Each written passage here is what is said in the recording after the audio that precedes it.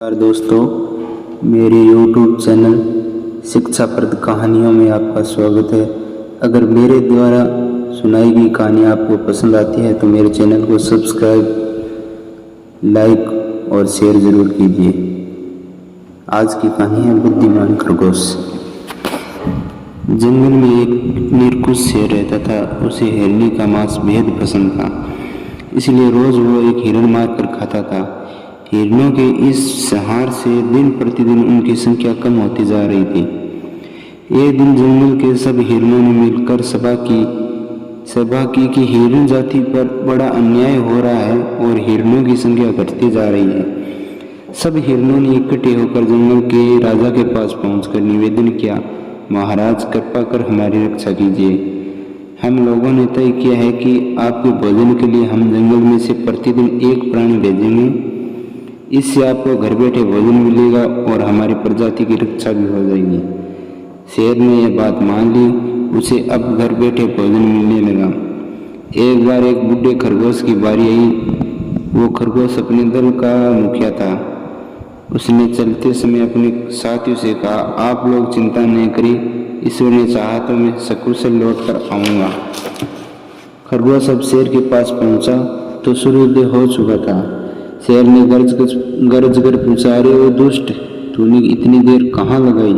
खरगोश ने कहा, महाराज जब मैं आपके पास आ रहा था रास्ते में मुझे एक दूसरा शेर मिला।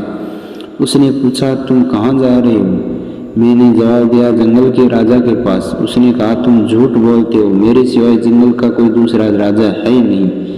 मैंने जवाब दिया, महाराज यदि मैं उसके पास नहीं जाऊंगा तो वह मेरे साथियों को मार डालेगा, अतएव आप मुझे जाने की आज्ञा दीजिए। मैं राजा से जाकर आपकी बात कहूँगा और यदि ऐसी बात है तो फिर हम लोग आपकी ही आज्ञा में चला करेंगे। जंगल के दूसरे राजा की बात सुनकर शेर को बहुत क्रोध आया। वह खरगोश से बोला, बता वह दुष्ट कहाँ रहता है, मैं उसे अभी मजा चखाता हूँ। खरगोश शेर को साथ लेकर चल दिया। कुछ दूर चलने पर उसने एक कुएं की ओर इशारा करके कहा, महाराज वह इस कुएं में रहता है, देखिए आप कुएं पर बैठ कर गरजिए, आपको उसकी आवाज़ सुनाई देगी। शेर कुएं पर चढ़कर जोर से गरजा। उसे प्रतिध्वनि सुनाई पड़ी। शेर को निश्चय हो गया कि कोई दूसरा शेर कुएं में जरूर है। क्षण भर के लिए उसने गर्जना बंद कर दिया तो कुएं में से कोई आवाज़ नहीं सुनाई दी। शेर ने समझा कि उसका शत्रु डर के मारे चुप हो गया। उसके मन में विचार आया कि कुएं के अंदर जाकर उसे देखा जाए और फिर उसको मजा चखाया जाए। वह तत्काल कुएं में कूद पड़ा। उसका जब उसका कहीं पता नहीं चला तो उसने समझा कि वह कहीं छिप गया है। शेर और जोर से गर्जने लगा, परंतु अब उसकी गर्जना का कोई उत्तर नहीं मिला। तो उसने सोचा कि उसका शत्रु भय के मारे कुएं से निकलकर भाग गया है।